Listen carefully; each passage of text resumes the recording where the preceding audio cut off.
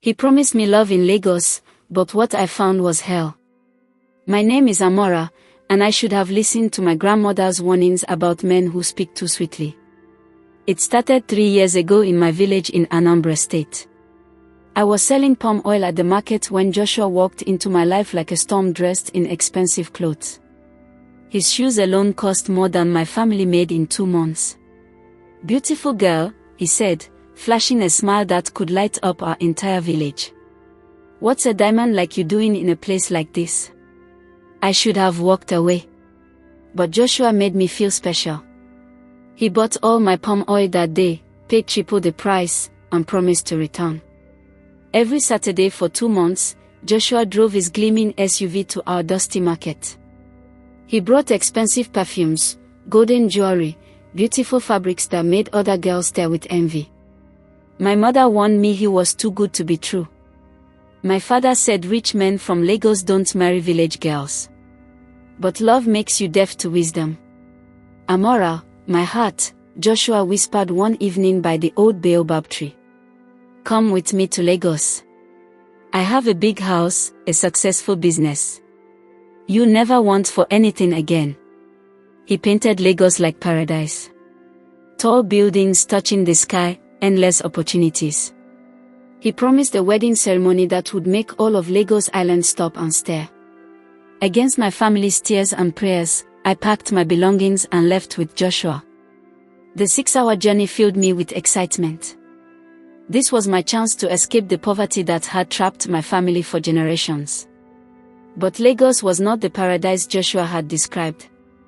The house in Mushin was old, with peeling paint and windows that barely opened.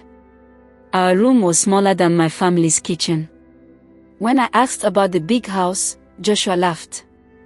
"That comes later, my dear. Business is slow right now." Slow business became his excuse for everything. Wedding plans. We needed to save money first.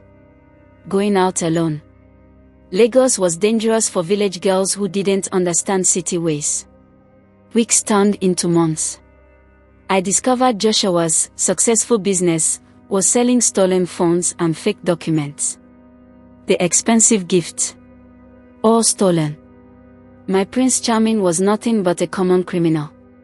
Worse still, I learned I wasn't his only wife. There was Blessing from Ogun State, trapped 2 streets away.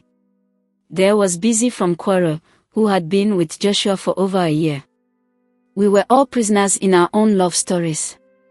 The breaking point came when I discovered I was pregnant. When I told Joshua, expecting joy, he slapped me so hard my ears rang for days. "You think I want another mouth to feed?" he spat. "You village girls are all the same, trying to trap men with babies." That night, I cried until no tears remained. I thought about my grandmother's stories of women fighting their way out of darkness. I thought about my mother's prayers and father's warnings. Most importantly, I thought about the child growing inside me who deserved better than this hell. I started planning my escape. It took 3 weeks of careful preparation. I sold the stolen jewelry and saved every naira. I contacted my uncle in Lagos, the one family member who had always believed in me.